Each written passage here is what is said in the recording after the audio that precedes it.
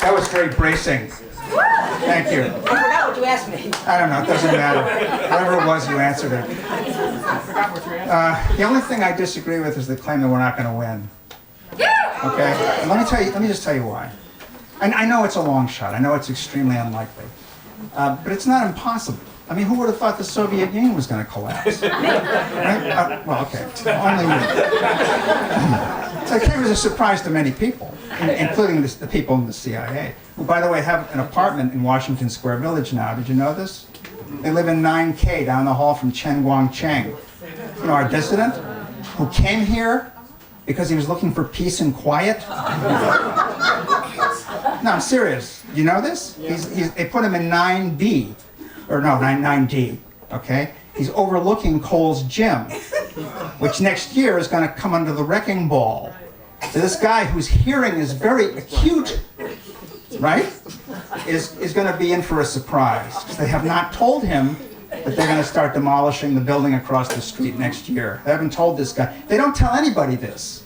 We have colleagues who've run into these little tours going on where they're showing prospective faculty or students and their families the area.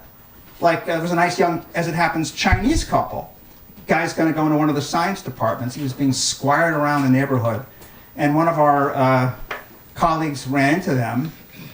And the tour guide from NYU was not making clear to them what was going to happen to the courtyard, but leading them to believe that it's going to be as bucolic and peaceful and pleasant and nice. They're still using it as a way to bring people in without telling them what's going on. That's what we're dealing with here. It's regrettable, okay, to say the least. Now, this is not actually an NYU plan. I want to make something clear after all these talks tonight. This is not an NYU plan because it's only a very tiny component of that institution that's actually behind this plan. That's the president, John Sexton, and the trustees behind him, the real estate interests who run the city, also run John Sexton. The faculty of NYU, which I think probably does represent the university, is overwhelmingly against the plan. And many of you know this. Some of you may not. But to date, 36 departments and divisions have voted either unanimously or nearly so on resolutions calling on Sexton to drop it. This includes the Stern Business School, which voted 52-3 against the Sexton plan. This is why we call it the Sexton plan. See, not the NYU plan, you understand?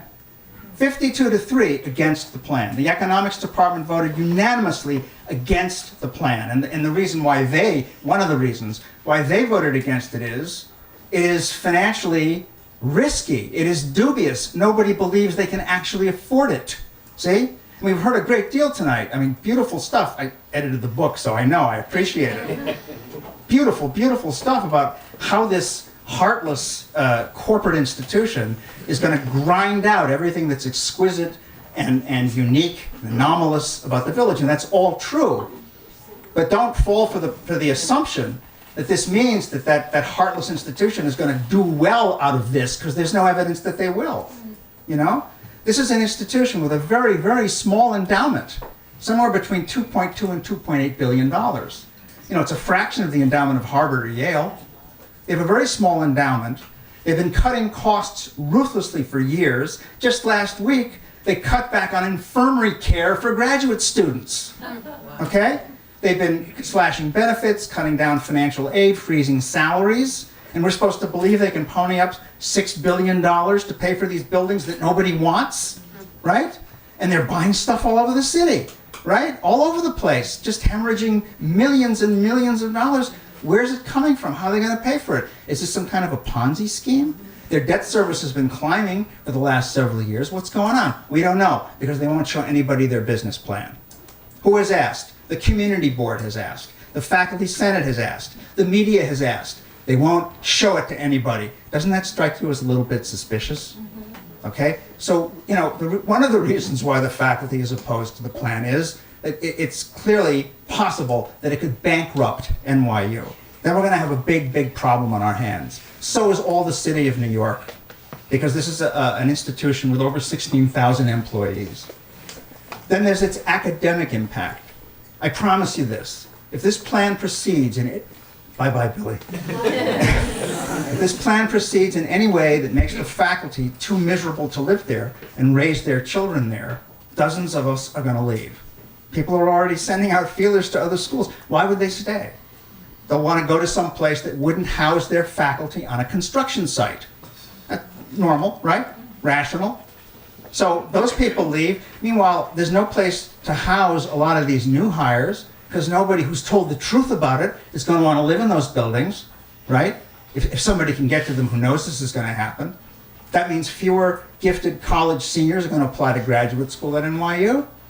It means that the faculty to the student to full-time faculty ratio, which is already quite poor, 1 to 33, is going to get worse. It's 1 to 12 at Yale. It's 1 to 14 at Harvard. So these are the reasons why all these departments and divisions have voted against the plan, with more to come, by the way. More will vote in the next several weeks. Now let me make one final point about this. They claim that the reason for this plan is that they have to meet NYU's space needs. You know, we need classrooms, we need labs. That's why they're building all these buildings. That's why they're building 2.2 million square feet of new real estate on these 2 residential blocks. Well, the fact is that that's not true. It has nothing to do with NYU's space needs. The faculty understands NYU's space needs better than anybody, which is why we're going to come out with our own alternative plan this week to demonstrate to them that we can meet NYU's space needs very, very effectively and cheaply without destroying Greenwich Village, which is indeed, as some have noted here tonight, a great plus for NYU. This is why people want to come here, to be in the village. They don't want to come here to be in Abu Dhabi on the Hudson River. You know what I mean? That's not it, right? Because I don't think I want to be in Abu Dhabi. I mean, I'm Jewish. I can't be there. Right? They think of my gay friends. That never makes the Times. Never in the Times. Anyway, only 18% of all this all this square footage will have any instructional purpose the first 10 years. Did you know this? 18%. The other 82% is dorms and gyms and retail outlets. See? It's going to be like Potterville. You know the movie? It's a Wonderful Life? We're talking about Potterville. 18%. They say we desperately need to build faculty housing.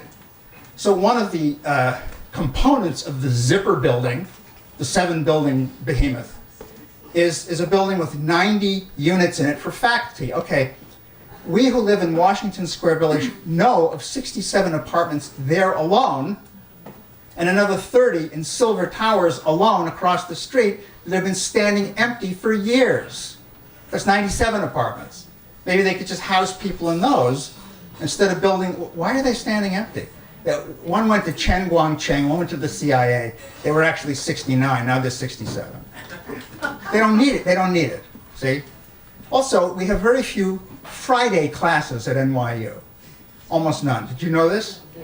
It's because, you know, from the days when it was a commuter school with a very big Jewish population, the schedule was either Monday, Wednesday, Tuesday, Thursday, and still is. So why not just have a full Friday schedule? They could right? They asked Sexton this at the city council, and he said the thing which was not. He said, no, there's 10,000 students in class on Fridays, and the classrooms were packed all day long on Fridays. It's just, you know, our jaws dropped. This was not a true statement. Okay, so despite this, despite the irrationality, the gratuitousness, the destructiveness, okay, the toxicity, the ugliness of this plan, right? The city council will approve some compromise, okay, this week. And I want you, first of all of you, to make as much noise about it as possible and to assail the city council members, especially Christine Quinn, you know, and Margaret Chin, right? It's all on Margaret Chin. You know, she acts so hapless and overwhelmed and everything. You know, I don't know what I'm going to do. It's her fault if this happens, okay? Because that's her district. You let them know that this is unacceptable. You will not accept it. They'll probably go ahead and do it anyway. It's true. Because you can't really fight City Hall in New York. And the real estate interests we've been talking about, they're all NYU trustees. You know, Larry Silverstein, Mort Zuckerman, and Furman and Rudin, they're all NYU trustees. It's kind of their bailiwick. But it's not gonna stop there, okay? It is not gonna stop there. The faculty is represented by Gibson Dunn, a ferocious and extremely able law firm that has won a number of cases trying to defeat ill-conceived overdevelopment plans on behalf of the communities that would be destroyed by them. They have a very good record. We have retained them. They're helping us out on a pro bono basis, but that means a discounted rate, okay? We also have a terrific PR person helping us. She's here tonight. She's also helping us on a pro bono basis, but that means a discounted rate. We have a small, albeit dedicated staff. They must be paid. So I implore you from the bottom of my heart, while I still have breath in my body, because the struggle has destroyed my health, to give what you can give to help us out here. That's why we put the book together. You know, aside from an expression of our love for the village and our outrage over what's happening, we have to raise funds. We will continue to have events monthly until this whole thing ends in victory. Yes? Yeah. Right?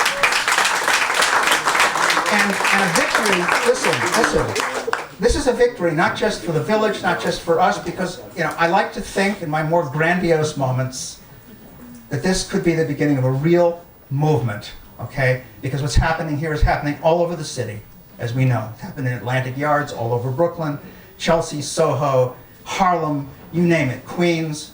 Mindy Fullilove was in the movie The Battle for Brooklyn, a great documentary about what happened there. Dan Goldstein, the hero of The Battle for Brooklyn, has a piece in this book, okay? It's not just about this place. This is the place where we draw the line and say, this is it. This has to stop now, okay? So we need a movement basically trying to save the city for the poor and middle classes, save the city for the city itself from these monstrous interests that are, you know, dehumanizing it and homogenizing it and making it look like Oklahoma City or Reno or Abu Dhabi or Hong Kong or whatever it is, killing New York, killing everything wonderful about New York. It's also a movement meant to bring the university back into the hands of the people who should be running the university. Because what's happening at NYU with a rapacious and arrogant administration telling the faculty what to do or ignoring their views entirely. This is happening all over the country too, and has been for a while. It just suffered a defeat at UVA, the University of Virginia, where the faculty won a tremendous victory by getting the president they loved and who believed in their mission reinstated over the objections of another bunch of numbers crunching rich people, okay? So we're talking about a movement that it cuts in many, many different directions, that basically has to do with a reassertion of democracy and the realization of economic justice at long last, see? So it isn't just about our corner of the village. It's not just about a bunch of cranky old beatniks being NIMBY, you know, and not wanting one hair on the village's head so much as touched. It's not that at all. It's something much, much bigger. I thank you for coming tonight, and I promise you, if we stick together on this, we can actually prevail.